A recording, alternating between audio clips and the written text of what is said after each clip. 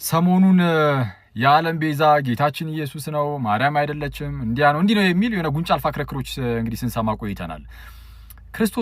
ክርስቶስ የዓለም ቤዛ ነው የሚለው ላይ እንግዲህ የሚክድ የለም። ኦኬ አለ፣ ሚክድ አለ። ሚክደው ማን ነው ከተባለ በፕሮቴስታንት ውስጥ ኢየሱስ የዓለም ቤዛ የሚለው ይካዳል። በተለይ በሪፎርምር ቴዎሎጂ ውስጥ ማለት ነው። ምናልባት እዚህ ሚዲያ ላይ እነ ወንድማችን እነዚህና ማንሻሉ ምናምን የሚባሉ ሰዎች የሚከተሉት ቴዎሎጂ ማለት ነው። እዛ ላይ ቱሊፕ የሚባል 5 ፖይንቶች አሉ አይደል? የካልቪኒዝም 5 ፖይንቶች ቱሊፕ TULIP ኤል ሊሚትድ አቶንመንት የምትል ናት። ሊሚትድ አቶንመንት ማለት ክርስቶስ የሞተው እንደ ውስን የሆነ ቤዛነትን ያደረገው እንደማለት ነው። ውስን ቤዞት እያሉ ይናገራሉ እነሱ ራሳቸውም እና ቤዛነቱ ውስን ነው እንጂ ለዓለም ሁሉ የሆነ አይደለም። እግዚአብሔር አስቀድሞ የተወሰኑ ሰዎችን መርጧል። ለእነርሱ ብቻ እንዲሞት ልጁን ልኳል።